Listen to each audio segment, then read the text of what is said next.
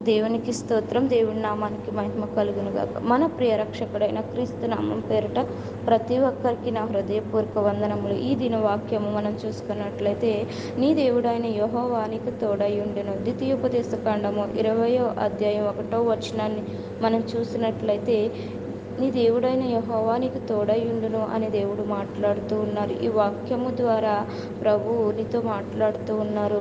నీ ఒంటరితనంలో, నీ యొక్క వేదనకరమైన స్థితిలో, బాధకరమైన స్థితిలో నిన్ను విడిచిపెట్టిన వారు అనేక మంది ఉండొచ్చు.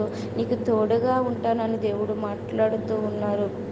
విడిచిపెట్టిన వారి కొరకు, నేను వదిలిపెట్టిన వారి కొరకు నువ్వు ఆలోచిస్తూ ఉన్నావేమో. నీకు ఎవరు తోడున్నా లేకపోయినా నేను నీకు తోడుగా ఉన్నానని దేవుడు ఈ యొక్క వాక్యం ద్వారా మాట్లాడుతున్నారు. కొన్ని పరిస్థితుల్లో మరి మనకి ఎంతో ధైర్యం ఇచ్చేవారు ఉండరు. మనల్ని ఎంతగానో కృంగదీసేవారే ఉంటారు, కానీ మనకి ఓదార్పునిచ్చేవారు, మన చుట్టూ చూసుకున్నా కూడా ఎవ్వరు కూడా, ఎంతమంది ఉన్నా కూడా నిన్ను హక్కును చేర్చుకునే వారు ఉండరు. అలాంటి పరిస్థితుల్లో నీవు ఉన్నప్పుడు ఏమనుకుంటూ ఉంటావంటే, దేవుడు కూడా నాకు అన్యాయం చేశాడు, నన్ను విడిచిపెట్టాడు అనుకుంటూ ఉంటున్నావేమో.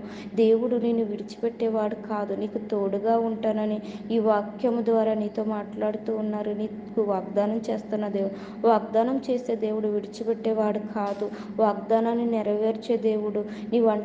నీ ఒంటరి పరిస్థితిలో, లేకపోతే నీవున్న స్థితి ఏదైతే ఉందో ఆ స్థితిలో లోకంలో ఉన్న వాటిని కాదు కానీ, లోకపు స్నేహం కాదు కానీ, ఆయనతో సహవాసం నువ్వు కోరుకున్నట్లయితే ఈ వాక్యం ద్వారా, ఈ వాగ్దానం ద్వారా ప్రభువు మాట్లాడుతూ ఉన్నారు. నీకు తోడుగా నేనున్నాను, ఎవరున్నా లేకపోయినా నీ అన్ని పరిస్థితుల్లో కూడా నీకు అండగా నేను ఉంటానని ఈ కొద్ది మాటలను వించున్న నా ప్రియ సహోదరి సహోదరులారా, ఈ వాక్యము, ఈ వాగ్దానం మీకు మీ జీవితంలో ఫలింపచేయనుగాక. ఇక నుంచైనా నీవు ఒంటరితనం నుంచి విడిచిపెట్టి దేవుని వైపు తిరిగినట్లయితే ఆయన నీకు తోడుగా ఉండి నిన్ను జయకరంగా ముందుకు నడిపిస్తానని వాక్యం ద్వారా మాట్లాడుతూ ఉన్నారు. ఈ కొద్ది మాటలను దేవుడు దీవించి ఆశీర్వదించునుగాక. విన్న వారందరికీ దీవెనకరంగా, మేలుకరంగా నింపబడునుగాక. ఆమేన్. వందనాలు.